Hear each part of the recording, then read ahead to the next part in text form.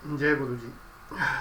मैं डॉक्टर आनंद प्रदीक्षित, आपके अपने brain train programme for UPSC Shikhar IAS academy Ghaziabad और लाइफ मैनेजमेंट चैनल से आप सबको नव वर्ष की बहुत बहुत बधाई। ईश्वर आपको सफल करे, आपका जीवन ईश्वर अपने नियंत्रण में ले और आपको उस ओर ले जाए जिस तरफ आपका भला हो। मैं यही चाहता हूँ।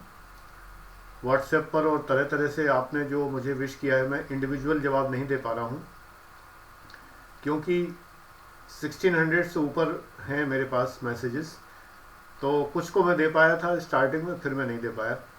मैं सबको यहाँ कह रहा हूँ कि बहुत बहुत धन्यवाद, आपने मुझे याद किया है और आपने मुझे नववर्ष मुबारक कहा है। आप सब लोगों को बहुत बहुत थैंक्स और सेम टू यू। आपका नववर्ष बहुत अच्छे से प्रारंभ हो और पूरा जीवन बहुत अच्छा बीते, यही मेरी कामना है। इस वीडियो में मैं आपको एक चीज़ ये बताना चाह रहा हूँ। सडनली मुझे एक चीज़ ध्यान आई कि बहुत सारी बुक्स मेरी जो प्रकाशित है, मैंने जो लिखी हैं, जब मैंने 1990 में कानपुर में उत्कर्ष एकेडमी प्रारंभ की स्वरूप नगर में, छोटे भाई डॉक्टर प्रदीप दीक्षित, अलका दीक्षित उनकी पत्नी, तो प्रारंभ में कुछ बुक्स मैंने लिखी थी एकेडमी के स्टूडेंट्स को देने के लिए, और भाई ने भी लिखी थी, अलका ने भी लिखी थी। बहुत सारी किताबें अब आउट ऑफ प्रिंट हैं, दोबारा हम उनको पब्लिश नहीं करा रहे हैं, उनको बेचना नहीं है। जैसा कि मैंने पहले उद्देश्य बताया था कि यूट्यूब के किसी वीडियो का एम कुछ भी बेचना नहीं है।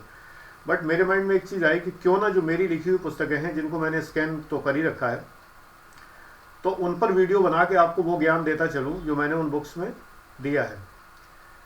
मैं निःशुल्क हूँ और निःशुल्क ही रहूँगा इस पूरे साल, इस पूरे क्या आगे भी। आज का तो साल का पहला दिन है। मैं इस प्रण को दोहराता हूँ कि मैं निःशुल्क आपको मार्गदर्शन करता रहूँगा। मैं पढ़ाऊँगा नहीं, लेकिन पढ़ना सिखाऊँगा। बट बीच बीच में कुछ कुछ पढ़ाता रहूँगा।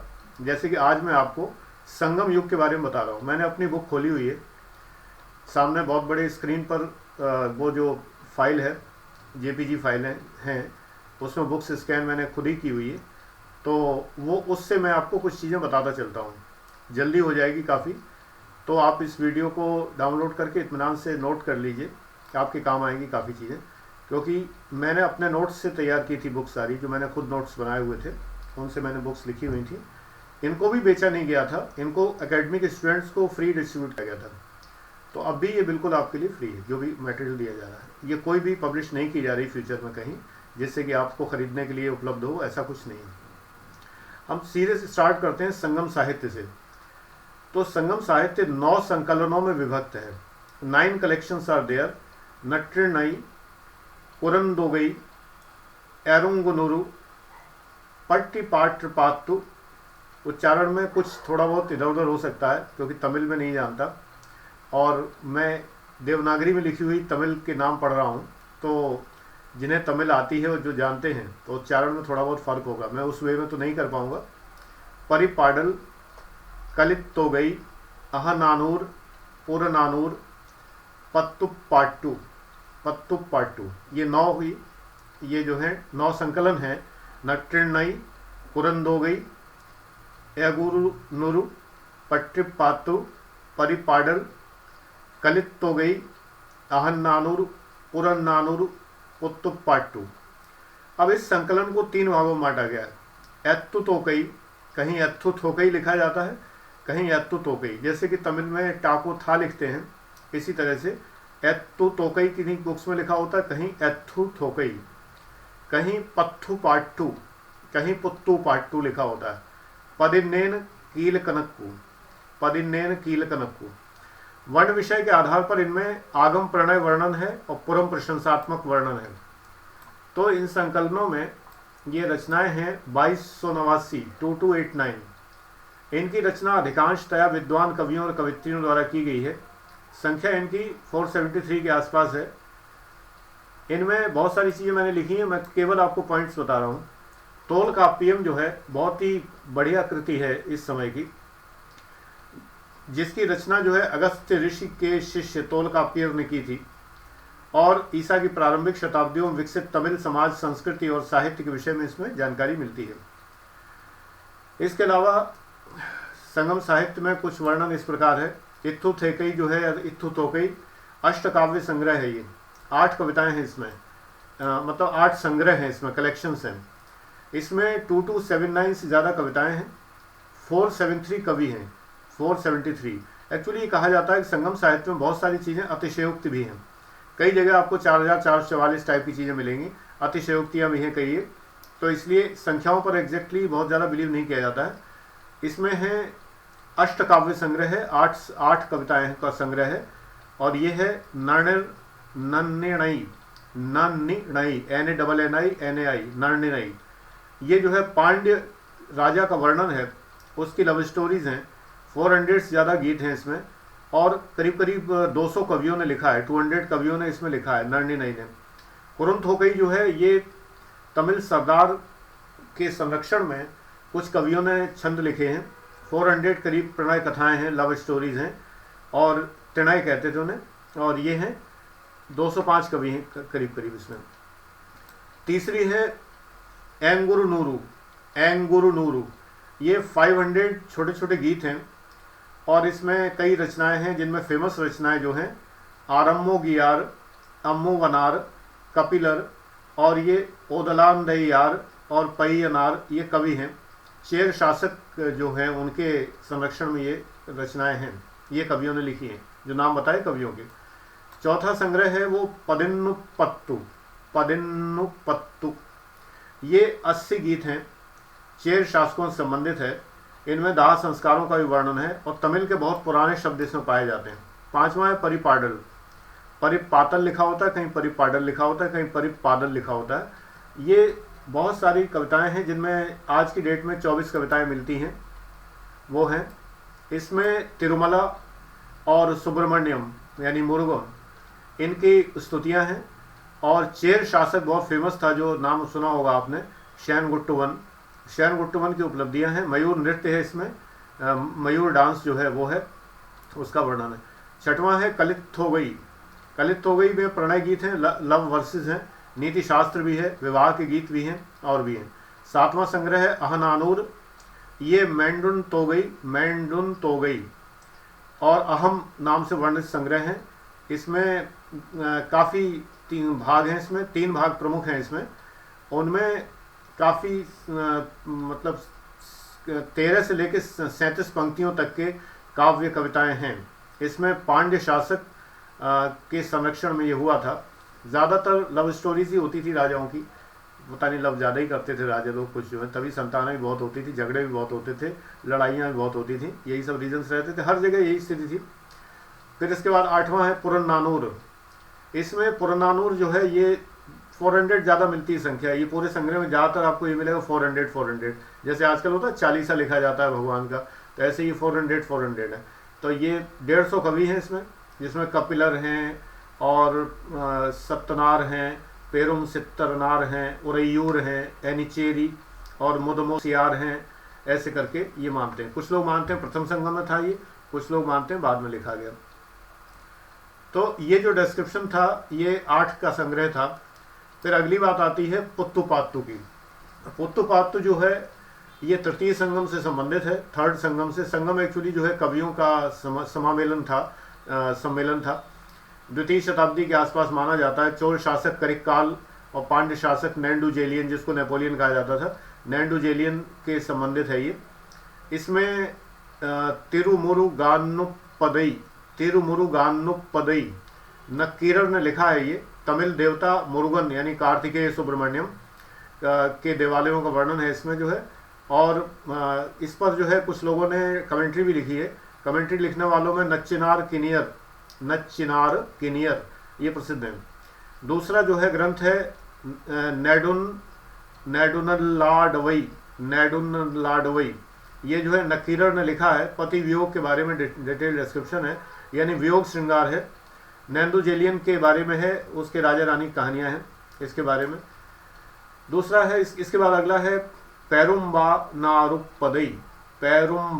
नारुपदई, ये कन्ननार का लिखा हुआ है। तोंडेमान जो शासक थे उनके बारे में है ये। अगला ग्रंथ है वो मुल्लैपाट्टू, ये जो है प्रणय पद्य हैं, लव वर्सेस हैं। पांड्य शासक है तलैया लंगनार, इनके बारे में है। अगला जो है मदुरै कांची, मदुरै कांची के नाम से ग्रंथ है। इसमें पांड्य शासक नैंडुजेलियन के बारे में है और मदुरा कांची आदि के बारे में वर्णन है, जैसा कि नाम से स्पष्ट है। अगला है कुरुज्जिप्पाट्टु, कुरुज्जिप्पाट्टु ये कपिलर द्वारा लिखा गया है। इसके अलावा अगला है पट्टिनपालई, पट्टिनपालई ये रुद्रन कन्नार ने लिखा है। युद्ध के प्रति अपना प्रेम जताने के लिए जो राजाओं ने लिखा है, लेकिन साथ साथ में रानियों पर क्या बीतती थी उसके बारे में बताया।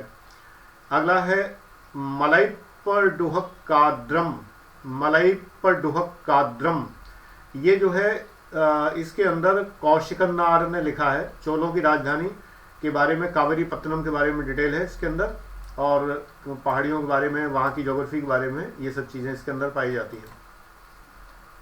और अब इसके बाद अगला जो संग्रह है, ये दो संग्रह हम आपको बता चुके हैं कलेक्शंस। तीसरा कलेक्शन जो है वो पदिनेन कीलक कनक्कू, पदिनेन कीलक कनक्कू, इसके अंदर 18 कविताओं के संग्रह हैं, 18 है।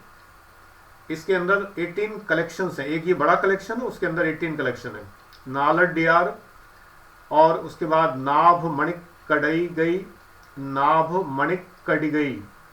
तीसरा है कारनारपटु, कारबनारपटु। अगला है इन्ना नारपदु, इन्ना नारपदु। फिर अगला है 5वें नंबर का इनिय नारपदु, इनिय नारपदु। फिर अगला है कलपानि नारपडु। फिर अगला है एंतिणय एम्पदु, एंतिणय एम्पदु। ज़्यादातर लव स्टोरीज हैं, वियोग श्रृंगार है। फिर है अगला एतिणय एलपदु, एतिणय एलपदु। अगला है तिणय मोली एम्पदु, तिणय मोली एम्पदु। तिणय माली नूरनयम्पदु, तिणय माले नूरनयम्पदु। फिर है इन्निलय, इन्निलय।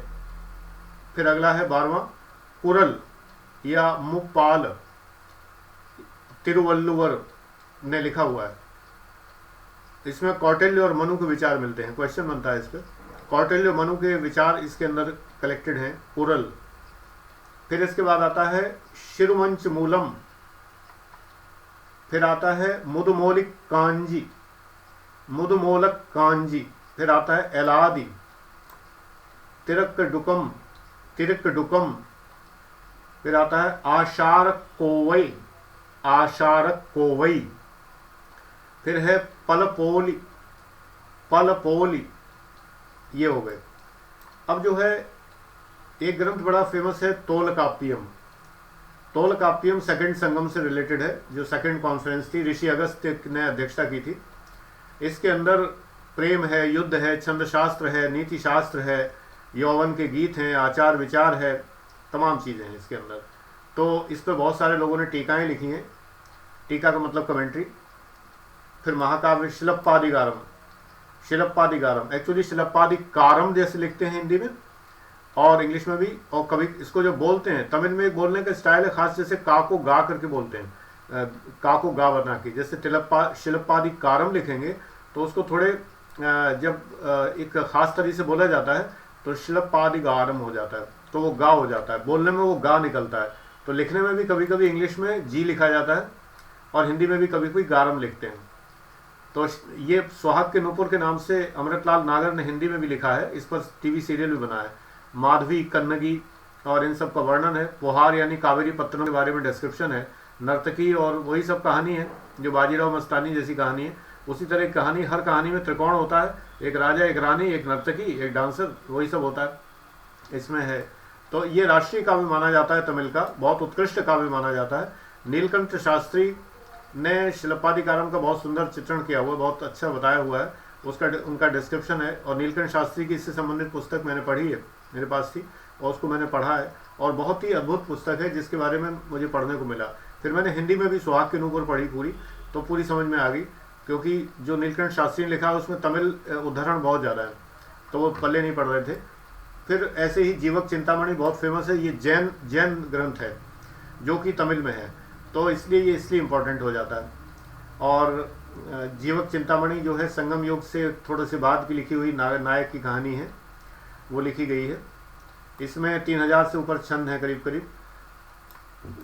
तो ये संगम साहित्य के कुछ ग्रंथ हैं जिनके नाम मैंने लिखे।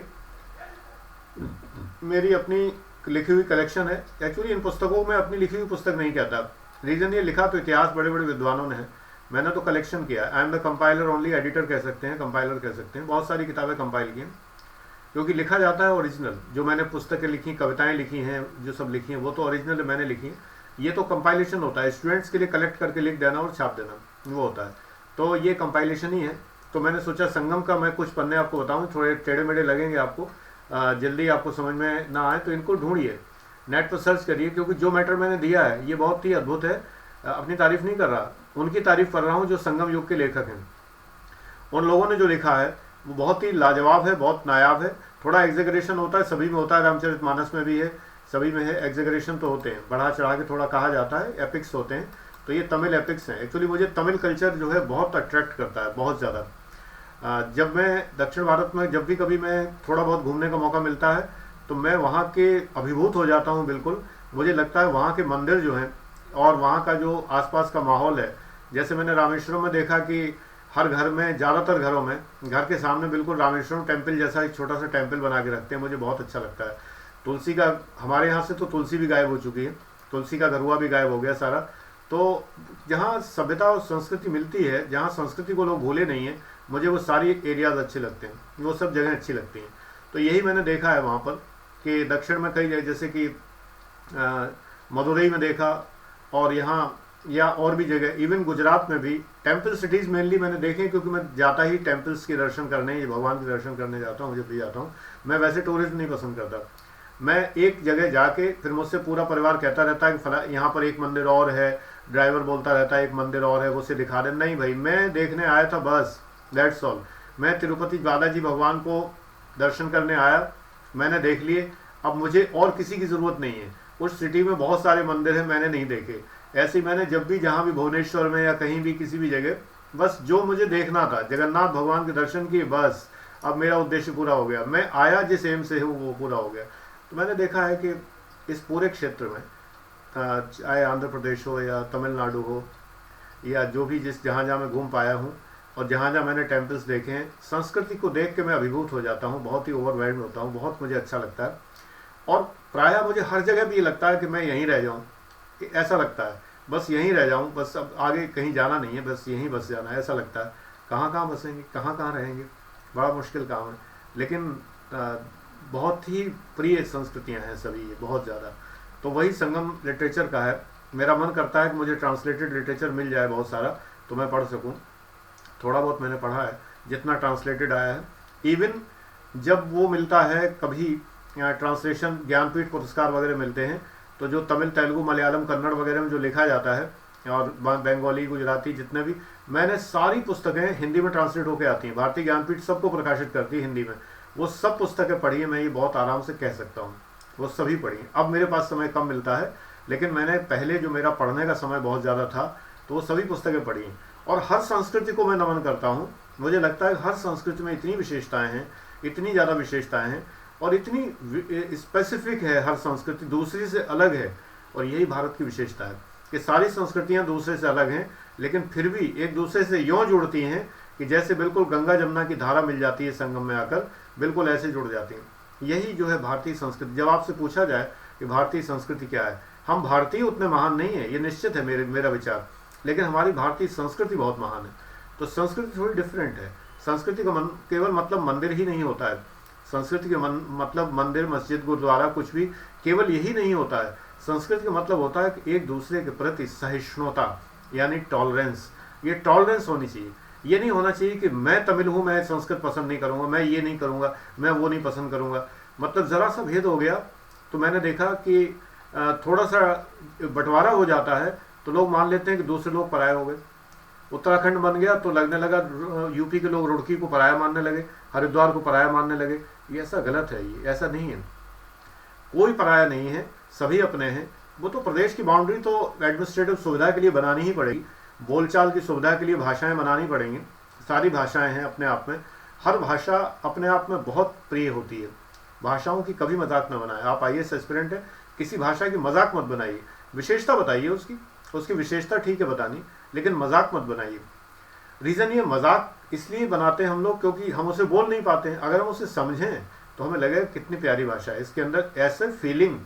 हर भाषा में कुछ शब्द ऐसे होते हैं जिनको वही भाषा बोलने वाला फील कर सकता है, दूसरी भाषा बोलने वाला फील ही नहीं कर सकता। मैंने शायद कभी एग्जाम्पल दिया हो, जर्मन में एक शब्द होता है मॉर्गेनशॉन। मॉर्गेनशॉन का अर्थ है, बहुत बड़ा अर्थ है इसका। रात को एक कली होती है, वो सुबह सूरज की किरणें निकलती हैं, कली खिलती है। कली जब खिलती है धीमे धीमे खिल रही होती है, रात की ओस की बूंदें उससे ढुलक के उस फूल पे गिरती हैं आके, और सुबह सुबह सूरज की किरणें, लाल लाल किरणें जो होती हैं रेड सी, वो उस कली पर पड़ रही होती हैं, जो कि खिल के फूल बन रही होती है। ऐसे में जो प्रातः सौंदर्य है, जो सुबह का सौंदर्य है, उसको हम जर्मन में मॉर्गेनशॉन कहते हैं। तो ये मॉर्गेनशॉन शब्द को समझने के लिए पहले पूरा वातावरण समझना पड़ता है। वर्स्टेहन है जर्मन में, वर्स्टेहन को आसानी से नहीं समझा जा सकता है।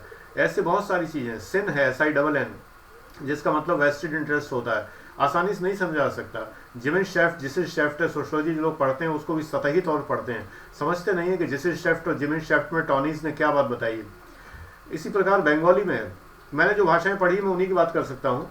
तो बंगाली में जब हम देखते हैं कि कुछ शब्द ऐसे होते हैं कि जो अद्भुत रस सृष्टि करते हैं, मतलब उस रस की सृष्टि, रस जो मन में पैदा होता है वो तभी होता है जब हम उस भाषा को समझते हो। रविन्द्रनाथ टैगोर ने जब गीतांजलि लिखी, मैंने इंग्लिश में पढ़ी, मुझे लगा इसमें क्यों नोबेल पुरस्कार मिल गया, इसमें था क्या ऐसा।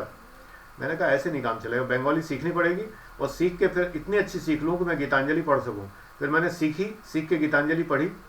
मैं अपने दोस्त को आश्चर्यचकित करना चाहता था, असीम बनर्जी मेरा एक MSc का फ्रेंड था, उसको मैं करना चाहता था, बट वो इलाहाबाद में जन्म लिया हुआ था, पढ़ा था, बंगाली जरूर था लेकिन ज़्यादा बंगाली नहीं जानता था। जब मैंने उसको बंगला में लेटर लिखा पहली बार, तो ये सोच के लिखा कि बड़ा खुश होगा कि मैंने चमत्कार मतलब दिखाया, एकदम से सीख ली।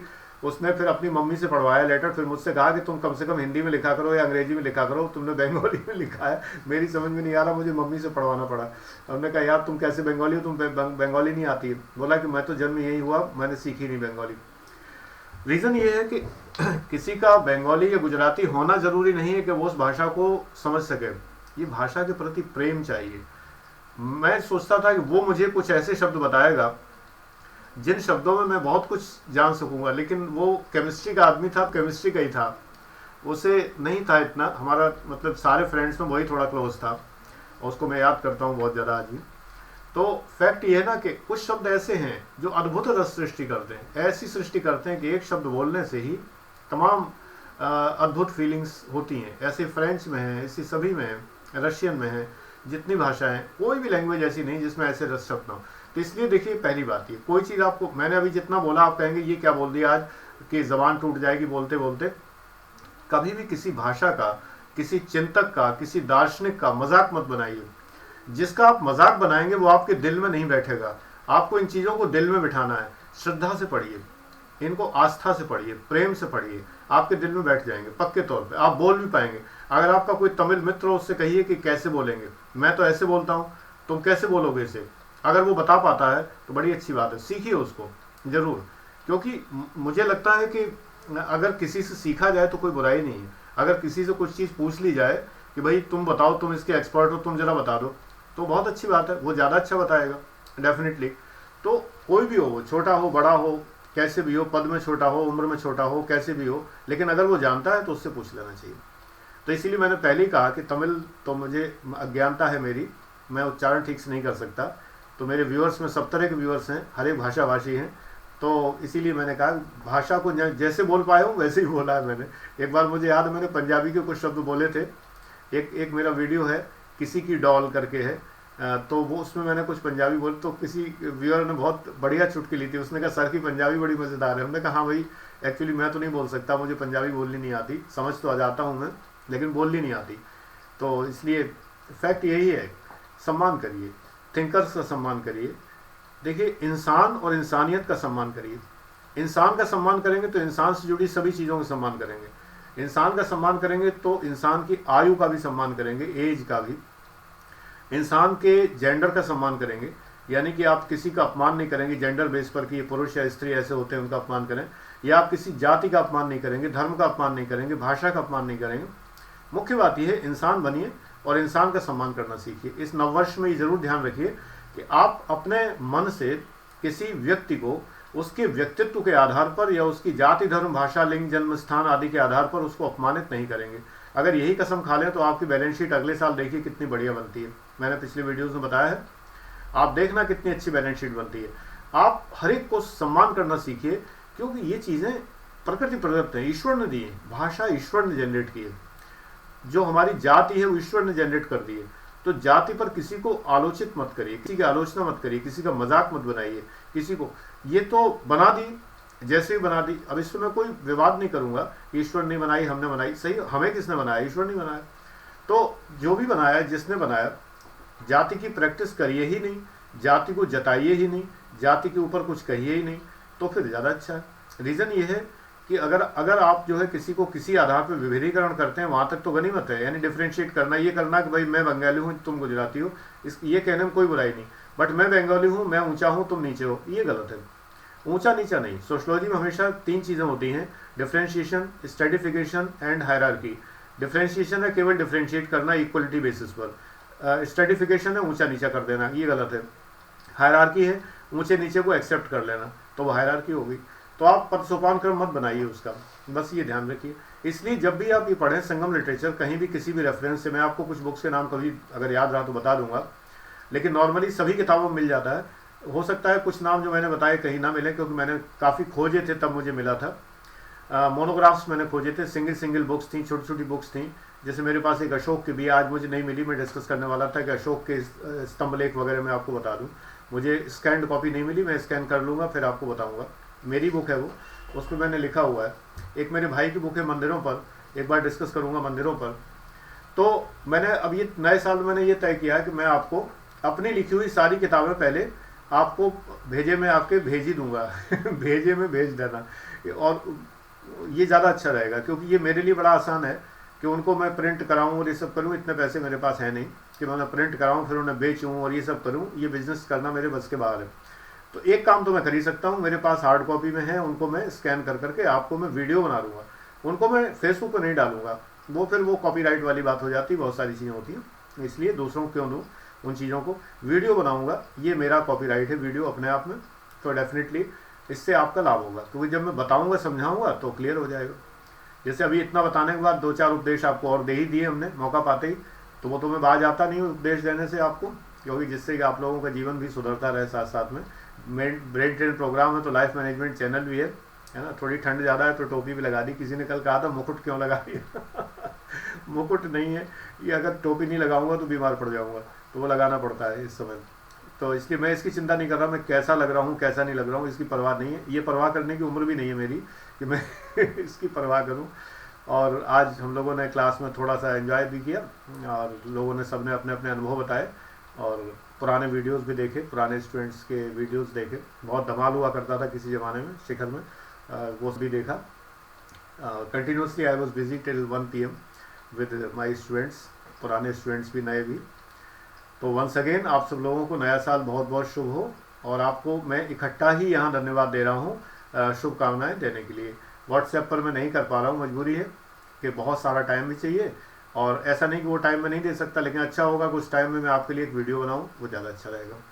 तो इसलिए once again thank you very much, God bless you.